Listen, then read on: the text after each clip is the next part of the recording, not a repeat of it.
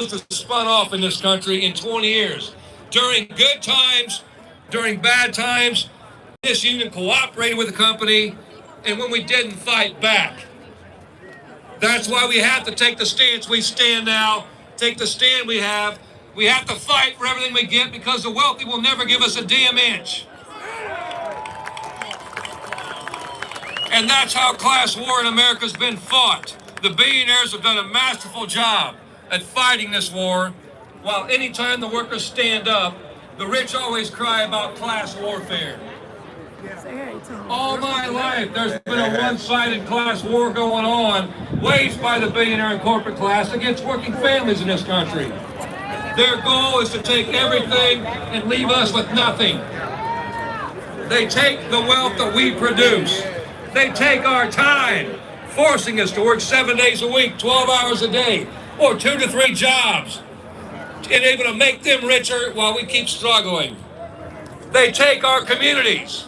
They take our health, and sometimes they even take our life. But they don't call that class war. They only call it class war when we fight back. Those days are over with the working class and the union and the labor movement in this country.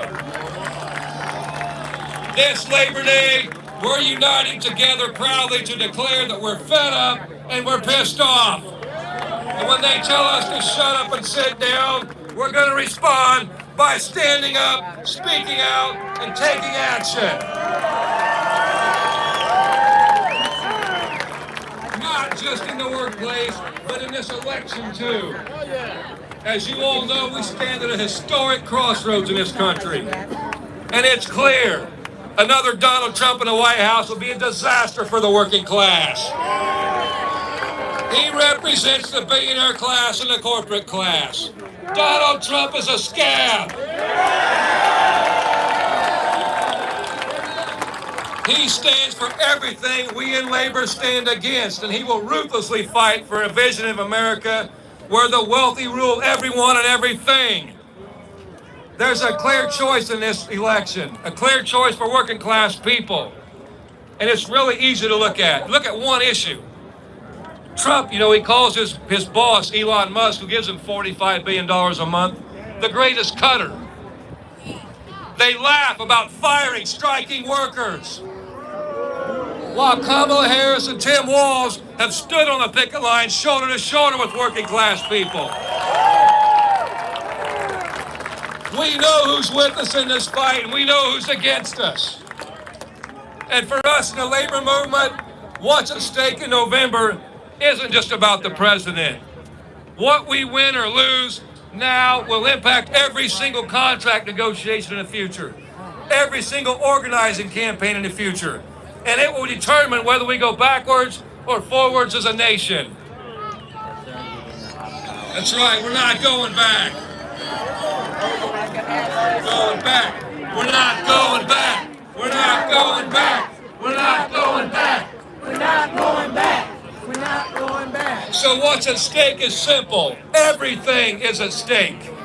Our wages, our health care, our retirement security, and taking our time back.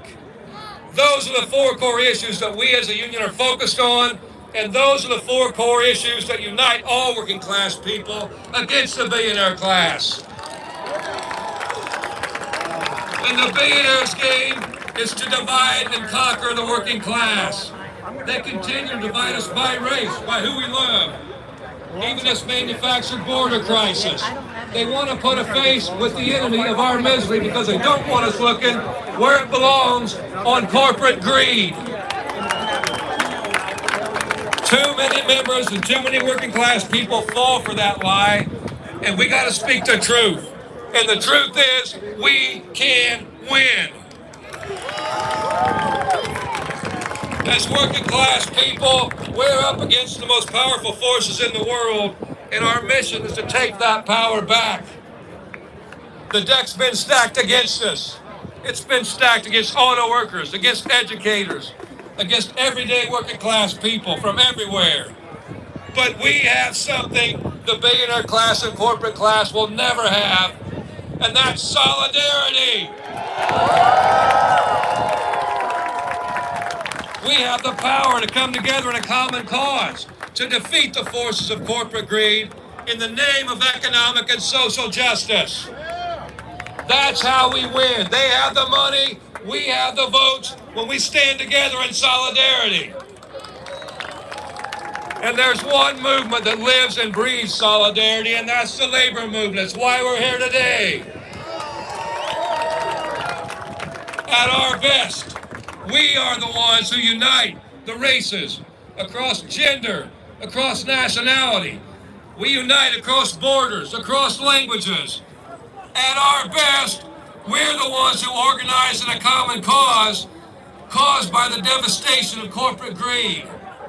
So the labor movement not only has the answer, we also have the duty to lead.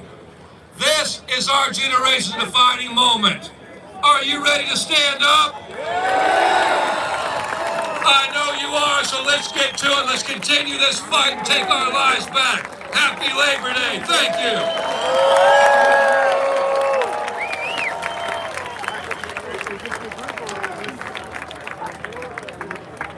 All right, brothers and sisters, we're almost done, but I just want to point out that we've been joined by an organization we've never been joined with. They have never participated in Labor Day March before, and I'm looking at the Alpha Kappa Alpha Sorority Incorporated. All right. Welcome. We're going to do what we can to get your sister elected. All right, so look. Yo from the news. So the AKAs is here. All right. AKAs is here. This for the first time. So the now I want to bring up AKAs two are here dynamic labor participating in leaders that Labor have Day come parade. from out of state to join the you today. AKAs. All right, shout out One to is the y'all. president of the largest union in America, the National Education Association. Our president's name is Becky Pringle. And the other one is the president of the best union in America, my union, AFT. Fight me if you want to. But my union, AFT, our national president is in the house. So please welcome Becky Pringle and Randy Weingarten.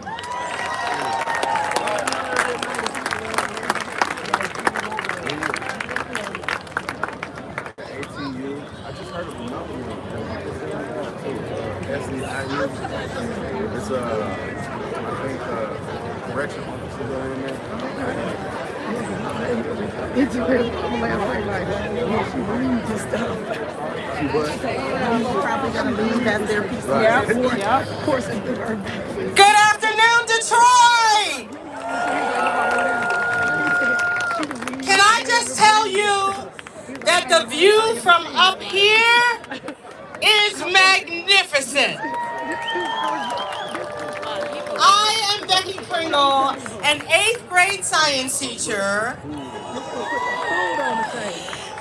who has the honor to be the president of this nation's largest labor union, the National Education Association.